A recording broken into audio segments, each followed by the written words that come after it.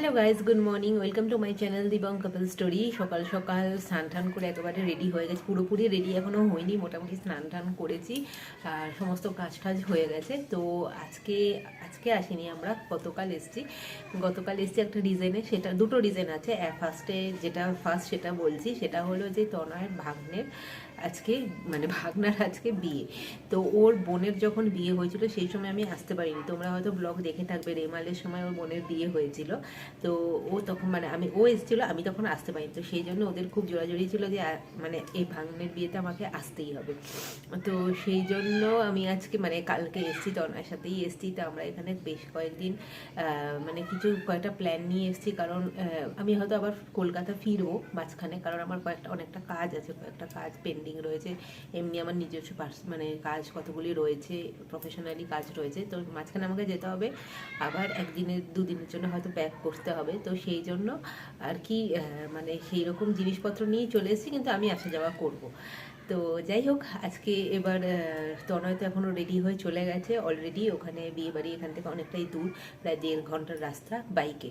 তো এখান থেকে চলে গেছে, আর আমি আর মেজদা আমার মেজো ভাসুর একসাথে যাব। তো আমরা এখনও পুরোপুরি রেডি হইনি, শাড়ি টাড়ি পরবো, রেডি হই, তারপর তোমাদেরকে পুরোটা দেখাচ্ছি। তোমাদের দেখাবো বলেছিলাম পুরো রেডি হয়ে। দেখো পুরো আমার লুক এখন সকালবেলা, এখন গায়ে হলুদ মনে হয় হয়েও গেছে।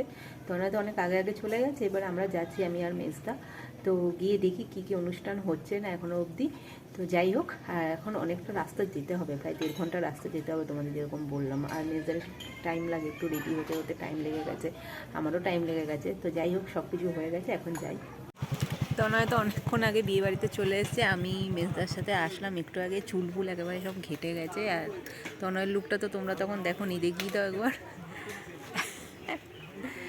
আজকে আজকে মোটামুটি আমাদের না, এটা পিঙ্ক, এটা রেড, তাহলে টুইনিংটা হয়নি। দেখি রাত্রে, জানি না। ও তো একটা ইয়েলো পাঞ্জাবি পরছে, আর আমি কি পরবো এখনও ঠিক করিনি, দুটোর অপশান নিয়ে এসেছি। তো রাত্রে যখন রেডি হবো তখন যদি ম্যাচিং হয়ে যায় সেটাও ভালো হবে। তো এখনও গায়ে হলুদটা হয়নি, গায়ে হলুদের প্রোগ্রামটা হবে। আমরা সবাই এসেছি, আর মেয়ের বাড়ি থেকেও সবাই চলে এসছে হলুদ নেওয়ার জন্য, সেটা হবে এখন। রিচুয়ালটা আশীর্বাদের ভিডিও টিডিও হ্যাঁ হয়ে গেছে।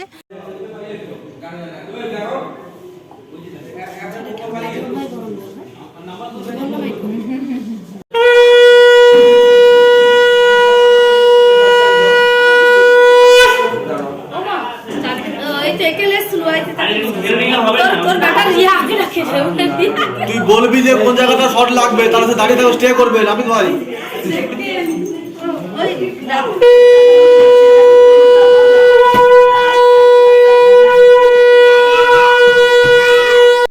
গায়ে হলুদ পর্ব এবার শুরু হয়ে গেছিলো বাড়ির লোকজনকে দিয়ে। প্রথমে ফটোশ্যুটের জন্য তো একটু বিভিন্ন পোজে ফটো তোলা হয়ে গেছে, রিলসও করা হয়ে গেছিলো আমাদের মাঝখানে।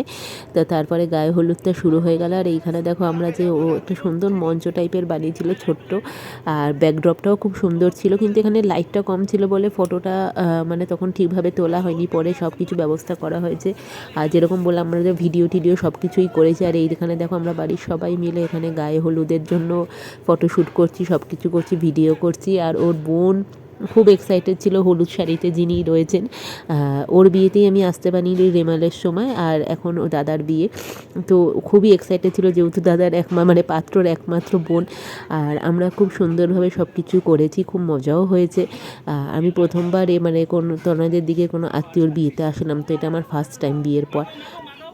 তো এটাও আমার খুব ভালো লাগছিলো যে এখানকার বিয়ে কীরকম হয়, সব কিছু রিচুয়াল কীরকম হয় সেটার দেখার অপেক্ষায় তো আমি রইলামই। আর এই দেখো আমরা এখানে হলুদ মাখিয়ে ওকে ভূত করে দিয়েছি প্রায় সব কিছু করে। আর এখানে গায়ে হলুদ হয়ে যাওয়ার পর আমাদের খেয়ে তাড়াতাড়ি আবার বাড়ি ফিরতে হতো, যেহেতু বিকালে রেডি হয়ে আবার যাবো। তো সেই জন্য তনয় তাড়াতাড়ি খেতে বসতে পড়লো, আমরা ওখান থেকে খেয়ে দিয়েই বেরিয়ে চলে এসেছিলাম। যে গায়ে হলুদ সব কিছুই হয়েছে, তারপরে ওখান থেকে আমরা তাড়াতাড়ি লাঞ্চটা করে বেরিয়ে গেছিলাম দুপুরের খাওয়াটা খেয়ে। আর যেহেতু ডিস্টেন্সটা অনেকটা, আর আমি কিছু নিয়ে যাইনি, ওরা বলছিল যে ওখানে গিয়ে রেডি হতে সব কিছু করতে, কিন্তু আমি তো জামা কাপড় কিছু নিয়ে যাইনি। তাই এসে তাড়াতাড়ি করে রেডি হলাম। এই দেখো, এটা হলো বিয়ে বাড়ির লুক। আর তনয় নিজের ড্রেসটা নিয়ে নিয়েছে, ওখানে গিয়ে একেবারে ও রেডি হবে।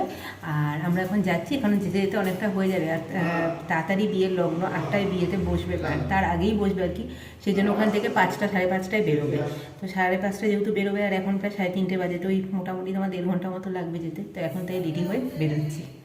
ওইখানে তো মোটামুটি সেজে এসেছিলাম, মানে সেজে বেরিয়েছিলাম, আর এখন দেখো এখানে পুরো অন্যভাবে রেডি হয়েছে। এখানে লাইট নেই একদম, আবার ফুল টুল লাগিয়েছি। জীবনে আমি কোনোদিনও ফুল টুল লাগাই না। তো যাই হোক, এখন সব বরযাত্রী যাচ্ছে, বরের গাড়ি আগে চলে গেছে, আমরা এখন বেরোচ্ছি, এক এক করে গাড়িতে উঠবো, তারপর যাবো।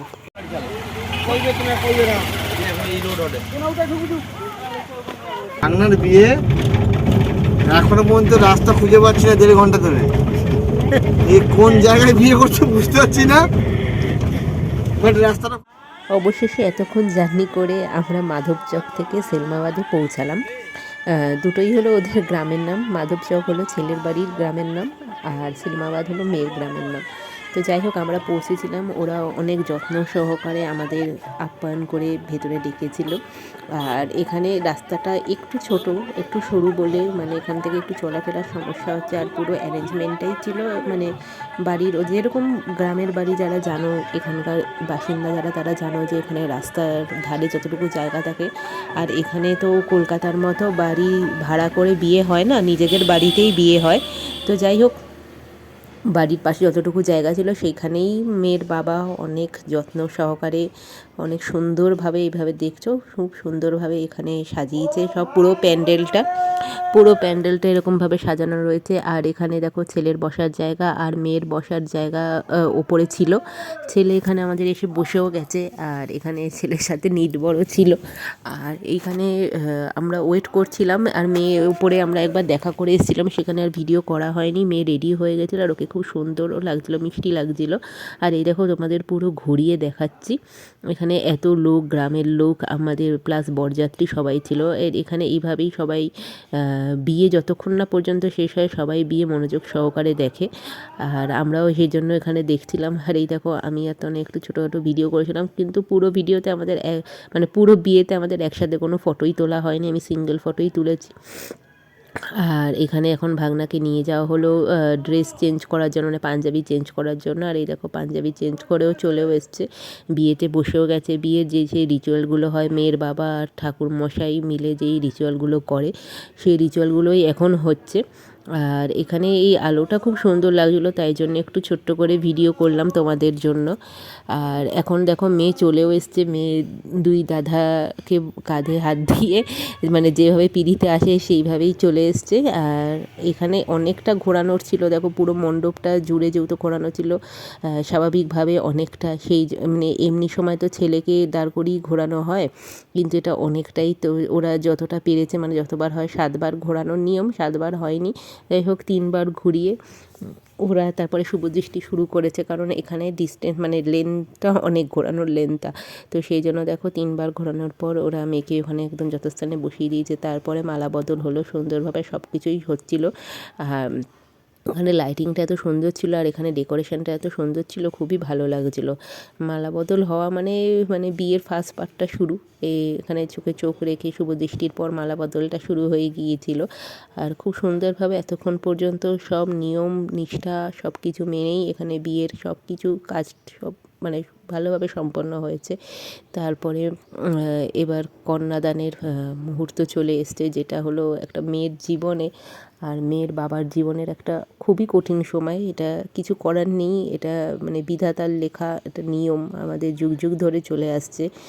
তো এইটা সময়টা কষ্টের হলেও কিছু করার নেই, কারণ এই কষ্টের সাথে একটা আনন্দও থাকে, সেটা মেয়ের ভবিষ্যতের জীবনে আর তার বাবার জীবনেও একটা আনন্দেরই বিষয়, যে এত বড় করে তুলে এত সুন্দরভাবে মানুষ করার পর মেয়েকে অন্যের হাতে তুলে দেওয়া, বাবার কষ্ট সেটা বাবার চোখে মুখে ভালোভাবেই প্রকাশ পায়, কিন্তু ভেতর থেকে একটা শান্তিও থাকে যে সব কিছু কাজ খুব ভালোভাবে হয়েছে।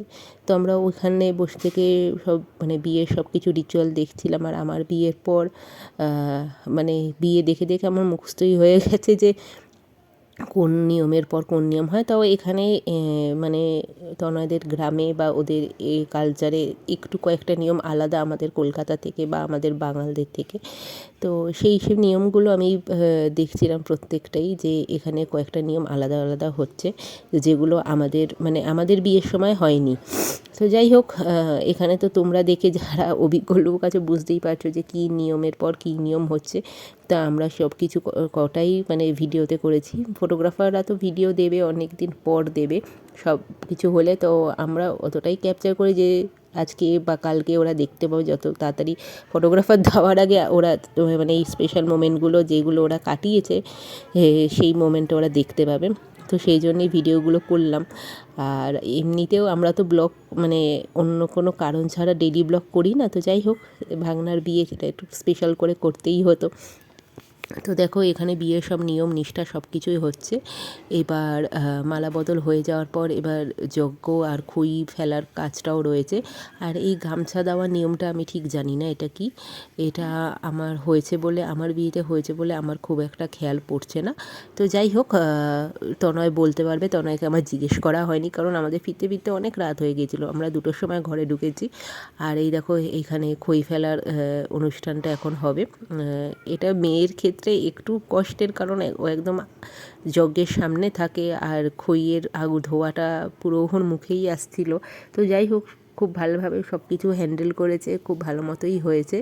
আর এই জায়গাটা আমার খুব রিস্ক লাগে, কারণ ওড়না ঠোন্না শাড়ি সব কিছুই থাকে। তো যাই হোক, অনেক লোকজন ছিল, মেয়ের বাড়ির লোকজন, আমরা তো সব কিছু মিলিয়ে প্রত্যেকটা মানে রিচুয়াল খুব ভালো মতো হয়েছে। বিয়েটাও খুব সুন্দরভাবে হয়েছে। এখন হলো মানে মেন জিনিসটা মেয়ের জীবনের, একটা মেয়ের জীবনে, সেটা হলো সিঁদুরদান। সেটার জন্যই এতক্ষণ ওয়েট করেছিলাম। তো যাই হোক, সেটাও খুব ভালোভাবে সম্পন্ন হলো, পুরো বিয়েটা ভালোভাবে সম্পন্ন হলো। তোমরা ভিডিওটা দেখলে, ভিডিওটা কেমন লাগলো অবশ্যই কমেন্ট বক্সে জানিও। ভালো লাগলে অবশ্যই লাইক কমেন্ট করো, শেয়ার করো, সাবস্ক্রাইব করো। আর নতুন দম্পতিকে তোমরা অনেক অনেক অনেক আশীর্বাদ দিও, ভালোবাসা দিও। ওদের আগামী দিন যেন খুব ভালো হয়, শুভ হয়, ওরা যেন ভালোভাবে দিন কাটাতে পারে, এই কামনাই রইল আমার তোমাদের কাছ থেকে। আর আমি ওদের খুব ভালোভাবে আশীর্বাদ করলাম। তো যাই হোক, একটা মেয়ের জীবনের সবচেয়ে গুরুত্বপূর্ণ সময় তৈরি হচ্ছে এখন থেকে, শুরু হচ্ছে এখন থেকে, সেটার জন্য অনেক অনেক অনেক অভিনন্দন। ভালো লাগলে ভিডিওটা অবশ্যই তোমরা সাবস্ক্রাইব করে শেয়ার করো। দেখা হবে নেক্সট ব্লগে। ততক্ষণের জন্য ভালো থেকো, সুস্থ থেকো, আর সবাইকে ভালো রেখো। এখন এই ভিডিওটা এই সিঁদুরদানের মুহূর্ত দিয়ে শেষ করলাম। এই লজ্জাবস্ত্র বোন ওর মাথায় দিয়ে দিল, এর থেকে ভালো এন্ডিং আর হতে পারে না। ভালো থেকো, টাটা।